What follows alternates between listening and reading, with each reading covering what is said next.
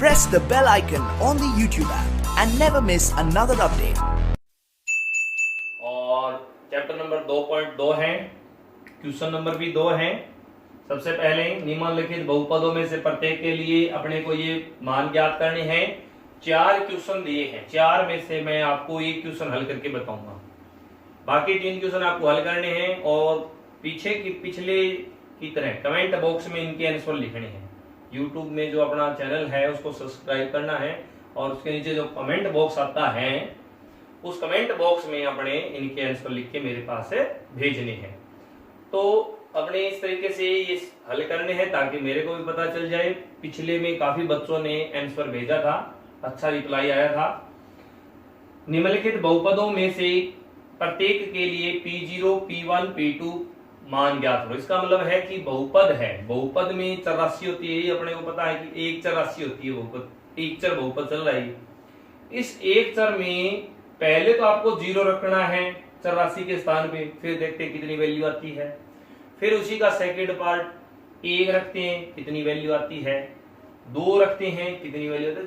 Same वैसा ही है जैसे हमने पहले पीछे किया था। तो एक बार इसको दोबारा कर लेते हैं ताकि रिपीट भी हो जाएगा और ट्राई हो जाएगी। जैसे मैं ये कर रहा हूं, दूसरा क्वेश्चन है ये करता हूं Py, तो Py के स्थान पे मैं लिख रहा हूं 0, y के स्थान पे देखो P0 लिखा है ना मैंने, Py था और 0 लेना है तो मैंने लिखा P0। इसका मतलब है कि y है उसके स्थान पे, सॉरी जो भी चर राशि है उसके स्थान पे 0 रखना है।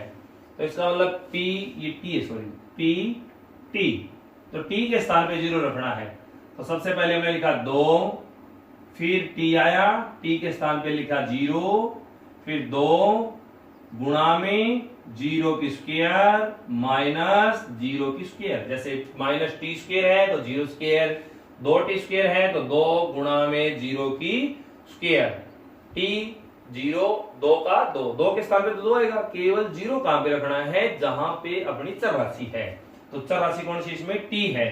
अब इसको हल करते हैं P0, तो 2 0 को किसी भी संख्या से गुणा करने पर क्या आएगा, 0। तो 0 की स्क्वायर भी क्या होती है, 0 ही होती है। अब पूरे को जब हल करते हैं तो कितने आंसर आएंगे, 2। P0 यानी t के स्थान पे हमने यदि 0 रखा तो वैल्यू आई अपनी 2। ये हो गया पहला पार्ट। अब अपने P1 करते हैं, इसी का दूसरा पार्ट है। कौन से सवाल का, दूसरे क्वेश्चन का ही दूसरा पार्ट, यानी प्रत्येक सवाल के 3-3 पार्ट हो गए, ठीक है ना। अब देखते हैं, जैसे 2 है तो 2 का 2 आएगा, फिर क्या है t है तो क्या आएगा, 1 आएगा क्योंकि t के स्थान पे 1 रखना है। फिर प्लस 2t स्क्वायर है यानी 1 का स्क्वायर हो जाएगा, और माइनस t स्क्वायर है तो 1 का स्क्वायर हो जाएगा।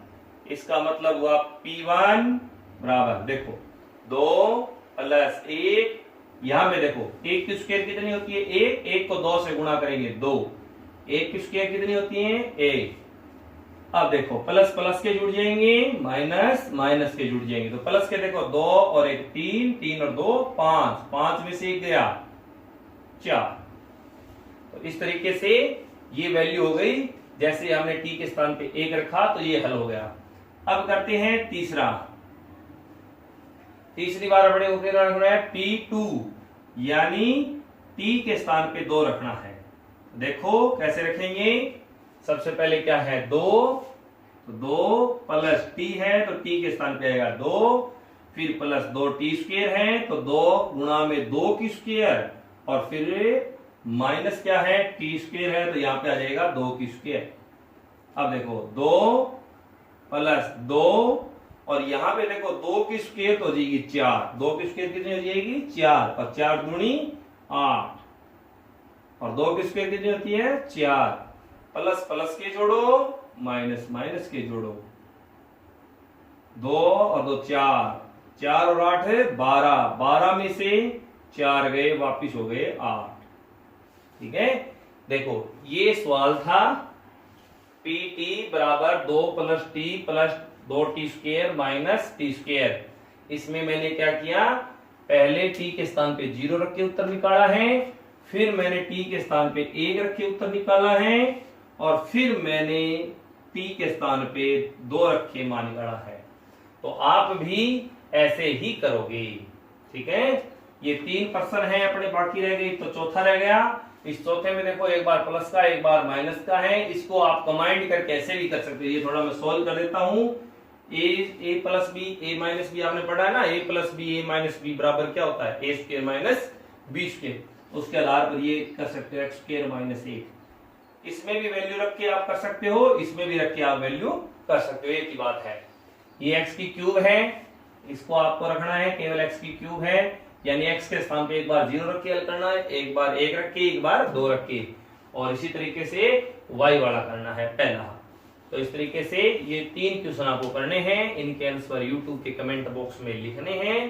और जिन बच्चों ने चैनल सब्सक्राइब नहीं किया वो सब्सक्राइब कर लें। और कल आपका ऑनलाइन एग्जाम पार्ट 2 होगा, कल के लिंक में दिया जाएगा। तो अच्छे से तैयारी करनी है और टेस्ट भी देना है प्रत्येक बच्चे को, इस बात का ध्यान रहे ताकि आपकी तैयारी पता चले। धन्यवाद।